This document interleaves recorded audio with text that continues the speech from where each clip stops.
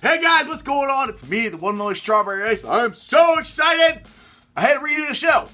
Luke Fickell is staying. Unbelievable. Take that, Michigan State. Woo-hoo-hoo-hoo-hoo. I'm so excited. That is great. I had to redo the whole freaking show, but that's okay. I had it recorded and everything. I was getting ready to upload it. But Luke, you are the man. This is awesome. Luke is staying. First really good coach we've had to stay past 3 years. D'Antoni left after 3. Kelly left after 3. Butch left after 3. Tuverill stayed for 4. We wanted him to leave after 2. But now we got Luke, and he's staying. That's so awesome. So, that report of Luke is leaving, and the defensive coordinator is leaving, and the number 1, Mr. Ohio, the quarterback for Wyoming, is leaving. None of it's true. None of it's true. Sorry, I'm a little excited. I'm a Bearcat football fan. I expected him to leave after 3 years. I mean, all the other ones have. I told you, him and the AD got a good relationship. I don't know, man.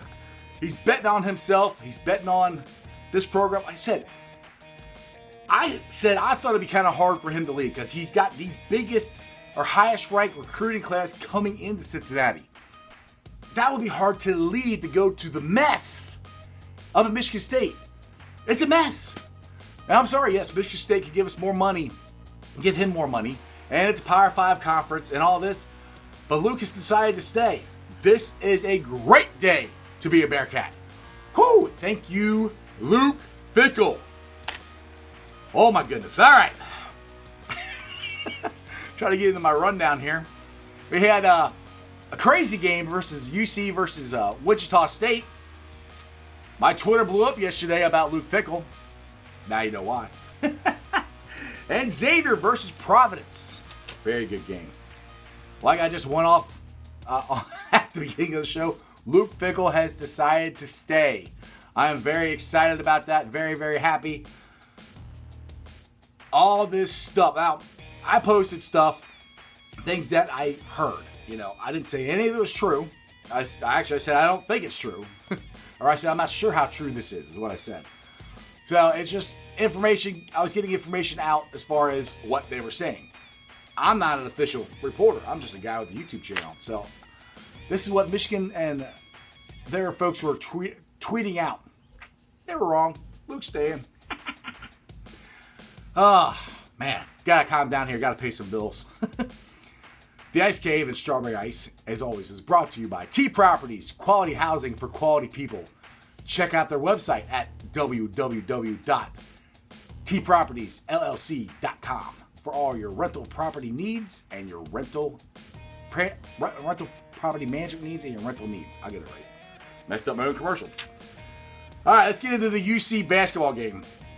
Now, during the game, my Twitter was blowing up with Luke Fickell stuff, so yesterday was a very emotional day. This last few days, as far as being a Bearcat fan, has been up and down and up and down. Unfortunately, UC lost a tough one yesterday at UConn in overtime, 72-71. Trey Scott led the team in points with 25. He had a great game. He hit like 4 3-pointers, and he was a beast on the boards. He was really the only one because we got out-rebounded, according to Mo Egger, by 18 rebounds, which is not good, especially when you got a 7-footer, Trey Scott, and Diarra. Now, Diarra, I gave him praise on Thursday because he had a really good game. Yesterday, not so much, man. And I really do think that hurt because they couldn't put him in there. He was going so fast, and he just was so excited to play. It's just he was playing too fast. He was dribbling the ball out of bounds, missing passes.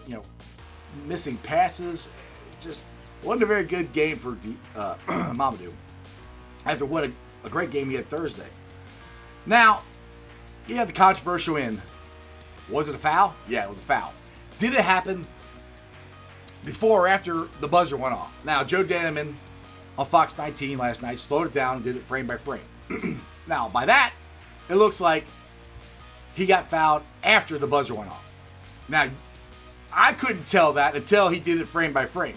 You cannot possibly tell me that referee saw that in live action.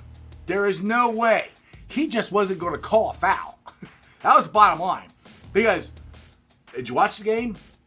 It was a football game. I mean, there was a lot of fouls, a lot of stuff that should have been fouled, or they called fouls that got let go. Now, Chris Vogt, I'm sorry, got pulled to the ground and his leg went underneath him. He almost tore his knee up. How that was not a flagrant one on UConn's player, I will never know. Because he hooked him, he held it, and he pulled him all the way down to the floor. I mean, that's as flagrant as you get. I mean, in live action, I thought he grabbed his jersey and pulled him down, but he just hooked his arm and pulled him down, and it's a hook and hold. That's what they're trying to get out of the game. That should have been a flagrant one. And throwing him out. Anyway. Either way, Bearcats lost. It was a end of a very tough week. I mean, they started out the week against Houston, and then had the big win at Houston, and a big win at Wichita. I said it's going to be tough to go to UConn and beat UConn after these last two games. But they almost pulled it out. They looked tired to me. They had a flight, and, everything. They're 19, 20 years old. They shouldn't be tired. They look tired. Jaron Cumberland looked tired. I mean, he exuded a lot of energy in that Wichita State game going down the stretch. And here he tried to do the same thing, and he just didn't have it. He didn't have the explosion. It looked like at the beginning of the year where he couldn't get by guys. And then if he did, he couldn't finish a shot. I mean, because Jaron will make some difficult shots, and they'll go in.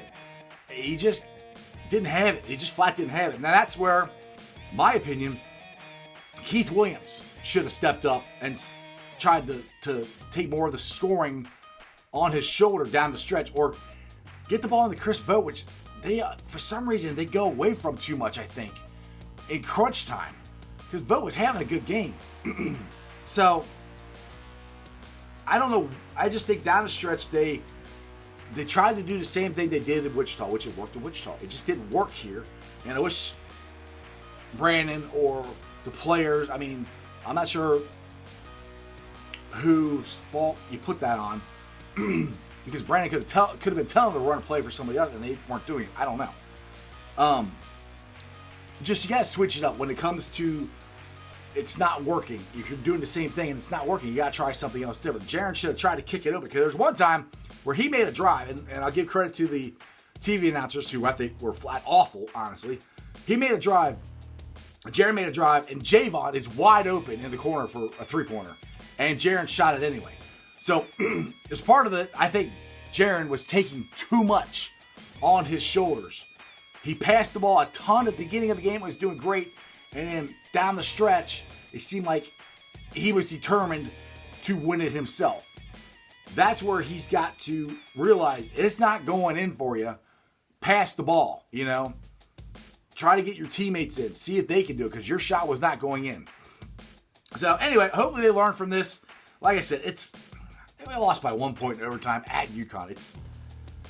I don't think that's a bad loss. I mean, it would have been another quadrant 1 win. I'm hoping the committee looks at that saying, that's not a bad loss at all, which it's not.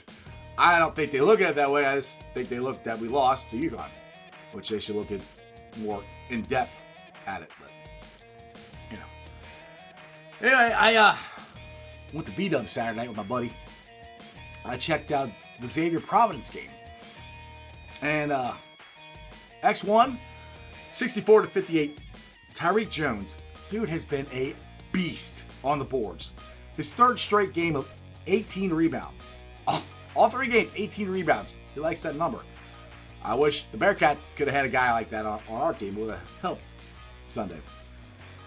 X was led in scoring by Paul Shrugs. He hit 13 points. Very good win for Xavier. They've won 3 in a row, all 3 of Big East games. In the net right now, they are ranked higher than Cincinnati. I don't think either one of us are in right now still. I know UC is first 4 out right now. So Xavier's next game is next Monday versus St. John's. So I want to get back. Actually, I meant to say this with the Bearcats before.